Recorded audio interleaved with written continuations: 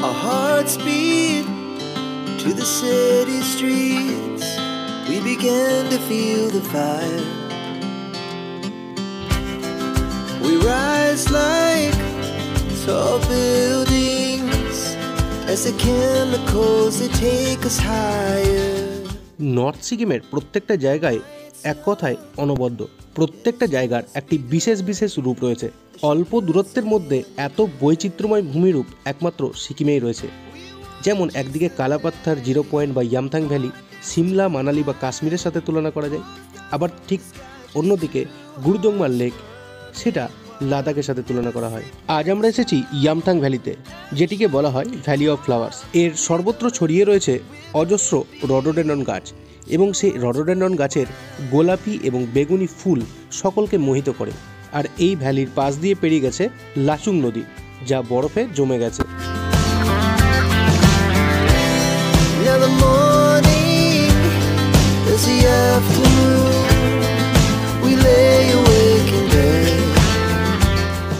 গ্যাংটক থেকে লাচুং এসে সেখানের সাইট সিইং হিসেবে ইয়ুমথাং ভ্যালি এবং 0 পয়েন্ট ঘোরা হয়। এনজেপি থেকে লাচুং আসা পর্যন্ত সমস্ত ভিডিও লিঙ্ক আমরা ডেসক্রিপশন বক্সে দিয়ে রাখলাম, আপনারা চাইলে চেক করতে পারেন। এবং এখানকার পুরো ট্যুর প্ল্যানও আমরা একটা ভিডিওর মাধ্যমে বিশ্লেষণ করেছি, আপনারা সেটাও দেখতে পারেন।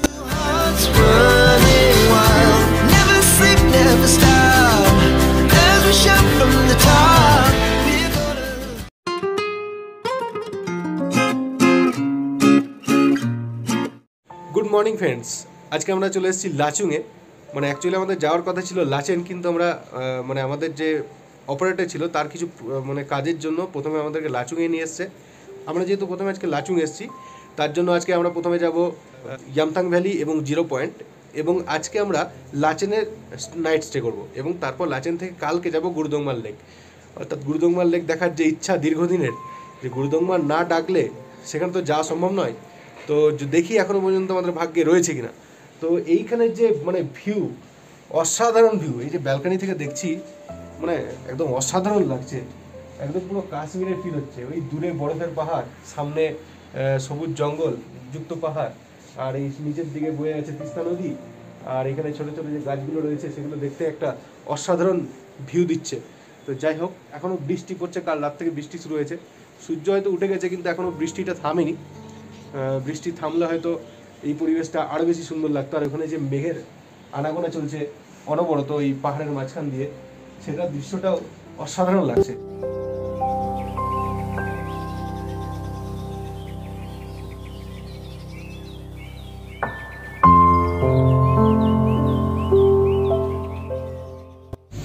তো আজ সকাল থেকে শুরু হচ্ছে আমাদের হিমালয়ের বরফ দর্শন। আমরা আজকে প্রথমে যাব 0 পয়েন্ট এবং তারপর যাব ইয়ামথাং ভ্যালি। তো আমাদের সাথে রয়েছে আমাদের কলিগসরা, এখানে রয়েছে জয়ন্তদা, এখানে রয়েছে বৌদি, এখানে রয়েছে একটা কিউট বাচ্চা যার নাম হচ্ছে বিহান, এখানে রয়েছে আমাদের মিস্টার সৌরভ, আর আমাদের পেছনে রয়েছে, একদম পেছনে রয়েছে আমাদের হেডমাস্টার। তো আমরা এখন যাচ্ছি, এখানে প্রচণ্ড বৃষ্টি হচ্ছে। বৃষ্টি হওয়ার জন্য মানে আশেপাশের যে ভিউগুলো পুরো মেঘে ঢাকা পড়ে গেছে, পুরো পরিষ্কার দেখতে পাওয়া যাচ্ছে না। আর দেখি ওখানে গিয়ে আমরা বৃষ্টি পাবো নাকি স্নোফল পাবো, সেটা ওখানে যাওয়ার পরেই বুঝতে পারবো। আর আমাদের সাথে ড্রাইভার রয়েছে প্রতীকজি। আপনারা যদি আসেন তাহলে আপনারা এনার সাথে কন্ট্যাক্ট করতে পারেন, এনার ফোন নম্বর আমি আমার ডেসক্রিপশন বক্সে দিয়ে দেবো। তো চলো আজকের ট্যুরটা কেমন হয় সেটা at the end of the day আমরা বুঝতে পারবো। তো চলো এগিয়ে যাই। খানিকটা এগিয়ে যেতেই আমরা দেখতে পেলাম পাহাড়ি গা বেয়ে লম্বা লম্বা ঝর্ণা নিচের দিকে নেমে আসছে, এবং তার পরক্ষণেই দেখলাম দীর্ঘ একটি ওয়াটার ক্রসিং। বৃষ্টিকে সঙ্গী করে এগিয়ে যেতে যেতে আমাদের শুধু স্নোফল না পাওয়ার ভ্রুকুটি তাড়া করছিল। আর এখানকার আঁকাবাঁকা পাহাড়ি পথ আমাদেরকে ওল্ড সিল্ক রুটের কথা মনে পড়িয়ে দিচ্ছিল। আর পাহাড়ের গায়ে এই দু একটা শান্তিতে ভরপুর ঘরে এক রাত কাটানোর ইচ্ছেটাকে কিছুতেই দমানো যাচ্ছিল না। ইয়ামথাং ভ্যালি যেহেতু ভ্যালি অফ ফ্লাওয়ার্স নামে পরিচিত, তাই এখানকার প্রত্যেকটা অংশে রডোডেন্ড্রন ছড়িয়ে রয়েছে। তার কিছুক্ষণ পরেই আমরা উপলব্ধি করলাম যেটাকে আমরা বৃষ্টি ভাবছি সেটা আসলে বৃষ্টি নয়, এটাই হলো সেই স্নোফল যার প্রতীক্ষা আমরা দীর্ঘদিন থেকে করে আসছি। আরে বাহ, সেরা জায়গা, সেরা। আরে সাদা একদম পুরো। জীবনে প্রথমবার এত বেশি স্নোফল দেখে নিজের আবেগকে যেন প্রকাশ করার ভাষা পাচ্ছিলাম না।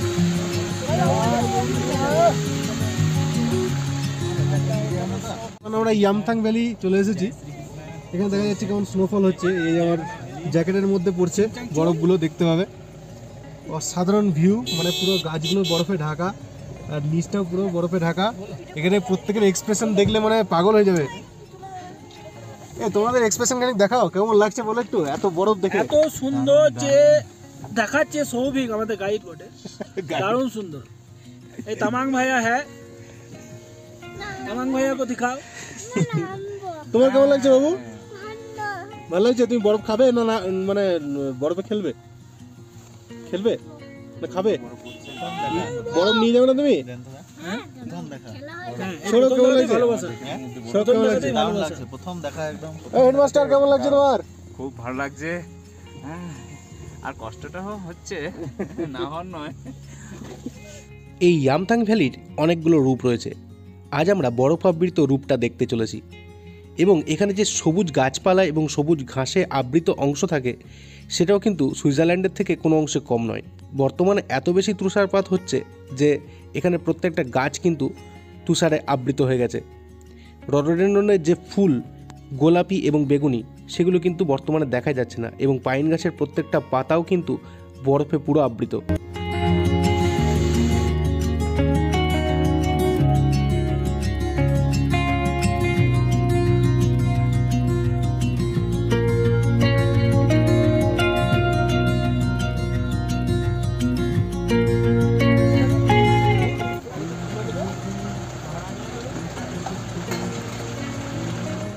স্নোফল উপভোগ করতে করতে আমরা পৌঁছে গেলাম ইয়ামথাং ভ্যালিতে। এখানে অজস্র দোকান রয়েছে যেখান থেকে আপনারা শীতের বিভিন্ন পোশাক কিনতে পারেন এবং চাইলে সেখানে বিভিন্ন পোশাক ভাড়াও করতে পারেন।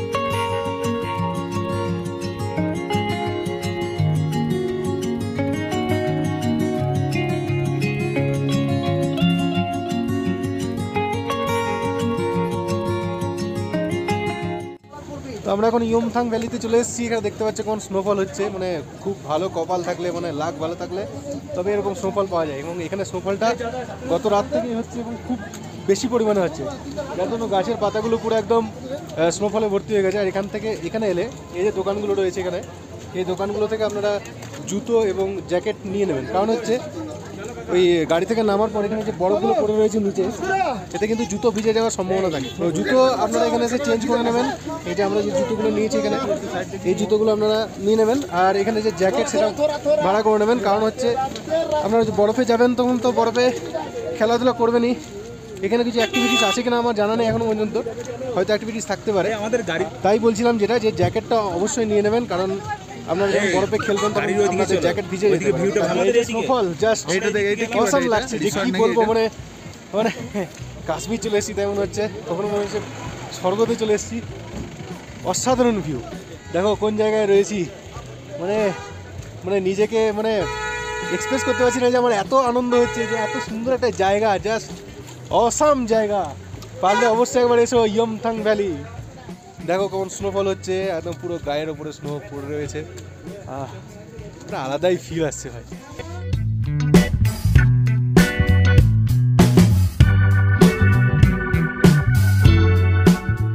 এখন আমরা বসে রয়েছি তিস্তা নদীর একদম তীরে। দেখতে পাচ্ছি ওই পাইন গাছগুলোর উপরগুলো কেমন বরফ জমে রয়েছে। তাহলে এখানকার কিছু শর্টস তোমাদেরকে দেখিয়ে দিই, চলো।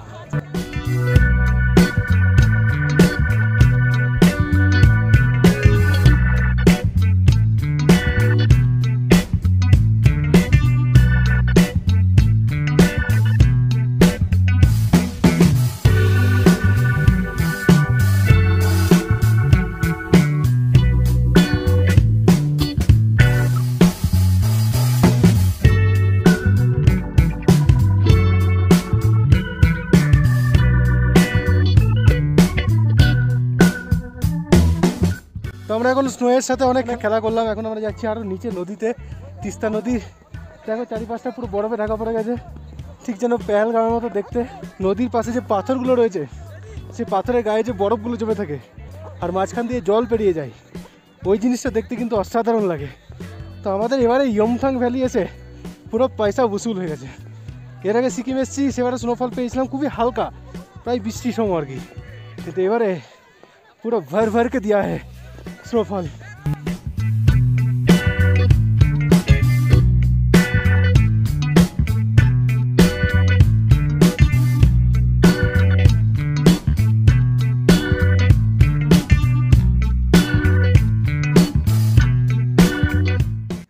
জলের জন্য আমার মোবাইলটা পুরো হ্যাং করে গেছিলো, প্রায় 15-20 মিনিট ধরে চেষ্টা করে আমি সুইচটা অন করতে পারছিলাম না। তাও পকেটে গরম জায়গায় কিছুক্ষণ রাখলাম, তারপর ফোনটা ঠিক হলো, তারপর ভিডিওটা করতে পারছি। আবার খুব মন খারাপ হয়ে গেছিলো যে এত ভালো ভালো জায়গায় এসে ভিডিওগুলো ঠিকঠাক করতে পারবো না, খুব দুঃখ পেতাম করতে না পেলে। তো যাই হোক, ঈশ্বর সঙ্গে আছেন বলে আজ হয়তো এত সুন্দর একটা পরিবেশ আমরা আজকে পেয়েছি এবং তার ভিডিও আমরা করতে পারছি এবং আপনাদের কাছে সেটা পরিবেশন করতে পারছি, আপনাদের বাড়িতে পৌঁছে দিতে পারছি। এজন্য আমরা অনেক খুশি।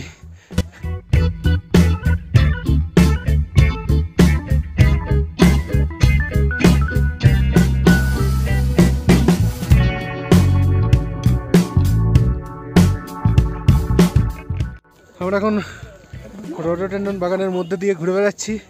আমার ক্যামেরার ভেতরে জল ঢুকে গেছে, তারপর সেটা বরফ হয়ে গেছে। কি অবস্থা! ভিডিও হয়তো খুব পরিষ্কার আসবে না, কিন্তু এখানকার যে মাহল সেটা আমি তোমাদেরকে বোঝাতে পারছি এবং আমাদের যে ফিল সেটা তোমাদের এক্স্যাক্ট ফিলিংটা তোমাদেরকে বোঝাতে পারছি।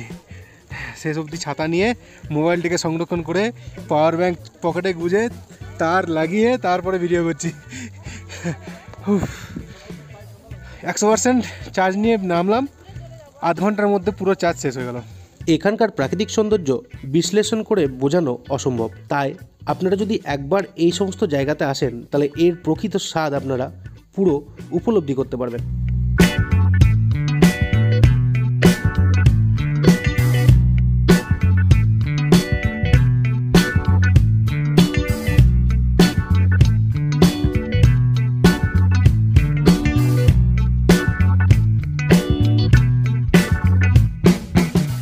বৃষ্টি থামার সাথে সাথে মেঘ যখন সরে গেল তখন সমগ্র অংশটা পুরো পরিষ্কার দেখা যাচ্ছিল এবং দূরের পর্বতগুলো চাক্ষুষ হচ্ছিল। আর মেঘ সরে যাওয়াতে সমগ্র অংশটা এত ঝাঁ চকচকে হয়ে গেছিল যেন মনে হচ্ছিল কোনো 4K ভিডিও দেখছি। নিয়ে প্রচুর খেলাখেলি হলো, চারিপাশে এখনো বরফ পড়ে যাচ্ছে, কিন্তু আমার ক্যামেরাটা 12টা বেজে গেছে। রাতভর প্রচণ্ড তুষারপাতের জেরে 0 পয়েন্টের রাস্তা বন্ধ থাকার জন্য আমাদের এবারে 0 পয়েন্ট দেখা হলো না। আবার পরে কখনো এসে আমাদেরকে 0 পয়েন্ট দেখতে হবে। কথায় আছে না যে সব কিছু একসাথে হয় না, তাই এবারে কিছু অংশ বাকি থেকে গেল, কিন্তু আমরা ইয়মথাং ভ্যালিতে যা পেয়েছি তা সমগ্র সিকিমের সমস্ত অংশের সমস্ত সৌন্দর্য আমরা এক জায়গাতেই পেয়ে গেছি। এজন্য আমরা ঈশ্বরের কাছে কৃতজ্ঞ। আর ফেরার পথে আমরা এখানে যে চর্মি গায়ে বলা হয় বা চর্মি মহিষ, সেগুলো কিন্তু আমরা এখানে অনেকগুলো দেখতে পেলাম রাস্তার ধারে ধারে। আজকের মতো ভিডিও আমরা এখানেই শেষ করছি। দেখা হচ্ছে আপনাদের সাথে পরের ভিডিওতে।